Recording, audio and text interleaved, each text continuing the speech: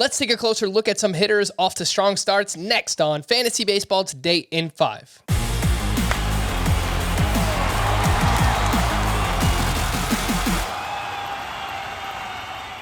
Welcome into FBT in 5. As always, make sure to follow and stream us on Spotify. Today is Wednesday, April 27th. I am Frank Sandoval, joined by Scott White.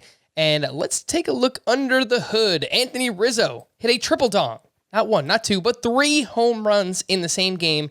He is now up to 8 homers for the season. Scott, what are you seeing that Anthony Rizzo is doing differently, and do you trust it? Well, what I see him doing differently is playing at Yankee Stadium, which we saw him do for a little bit at the end of last year, of course. But he seems to really be taking aim at that short right field porch now. 3 of these 3 home runs hit Tuesday. 2 of them were clearly Yankee Stadium home runs. The average distance on the 3 of them was 350 feet. So these were pop-ups that, by virtue of being hit where they were, became home runs. And his fly ball rate is way up this year. His pull rate is way up this year. That's why I think it's kind of a conscious decision on his part. Okay, if they're going to give me those cheapies, I'll take them. And if he can continue to do that, he could have a resurgent season here. We could see his first 30-homer season since 2017. A guy whose power numbers had been in decline and his fantasy vet stock had sunk because of that. So yeah, he's back in my top 12 at first base. I do think there's an argument for selling him high. Obviously, he's not going to sustain this pace, but if you're saying over under 20 homers the rest of the season, I'll take the over for Rizzo. All right. Do we have as much optimism for Charlie Blackmon, who hit 2 home runs himself on Tuesday? He's now at 4 homers. 3 of those have come on the road. And like Anthony Rizzo, Charlie Blackmon's pull rate is way up this year, up to 50%. And we've seen hitters the past couple of years, Scott, pull rate goes up, then we see more power. How do you feel about Charlie Blackmon right now? So Blackmon, I think, is a more difficult case because he's not in a new environment and he's not impacting the ball any harder in an environment where it seems like you have to impact the ball harder to get it out.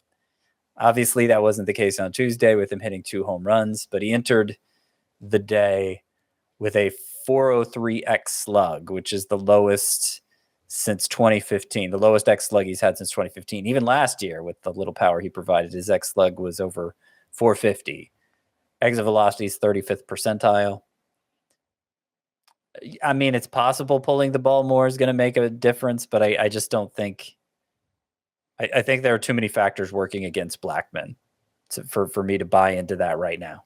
All right, let's move over to the pitcher side of things. Patrick Sandoval was awesome against the Cleveland Guardians on Tuesday. 7 shutout innings, 2 hits, 1 walk, 9 strikeouts. The changeup was absolutely working in this one. Scott, the only thing that stood out to me is the final 2 innings of work here. The fastball velo dropped precipitously for Patrick Sandoval. What do you take away from this start for him?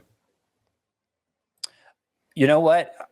The first couple starts, not only were they short, but that changeup, the pitch that got us so excited for him in the first place, maybe the best swing and miss pitch in baseball, he was thrown at less than 20% of the time in those first 2 starts. And in this start, Sandoval threw it much more. He threw it 34% of the time. So I think what may have happened is with the short spring and everything, that changeup wasn't quite mid-season form, so he wasn't throwing it as often as he used to, as often as he would need to get the elite whiff rates and strikeout rates we were looking for. And hopefully this start was the start of it, with him not only featuring it more, but getting those strikeout numbers that we wanted to see all along. All right, let's wrap up with some waiver wire hitters here, Scott. There's a bunch of names, but maybe give me 2 or 3 that stand out most to you. Ian Happ went 1 for 3 with his 2nd home run of the season. Dan Vogelbach, 2 for 5 with a double. RBI, run scored, just keeps hitting. Eric Hosmer, 2 for 3 with 2 walks. He hit his first home run of the season. Santiago Espinal, 3 for 3 with 2 RBI for the Blue Jays. Sheldon Noisy, 2 for 4 with 2 steals. And then the birthday boy, Joey Wendell, a sock and a shoe, his first home run of the season, his 3rd steal. Any names there, Scott, that stand out to you?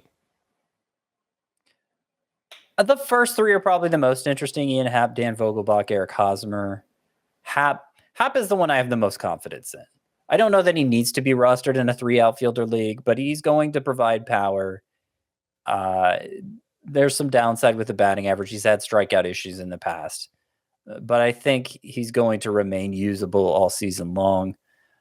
I've always been kind of interested in Vogelbach because he has that power patience profile that I think can lead to big results in fantasy, but obviously he's let us down before. Maybe the Pirates will stick with him longer than previous teams have. And Hosmer, he's off to a great start. I'm surprised he's even available given the start he's off to. I'm skeptical of it, granted. It's a lot of batting average on balls in play. He's still not elevating enough for me to think he's going to deliver the kind of power he needs to at first base, but he's pulling the ball more. And so maybe he's made some adjustments that'll help him maximize his potential. But we've said that a number of times in years past, and it hasn't panned out. So right now I'm thinking it's just a hot start for Hosmer.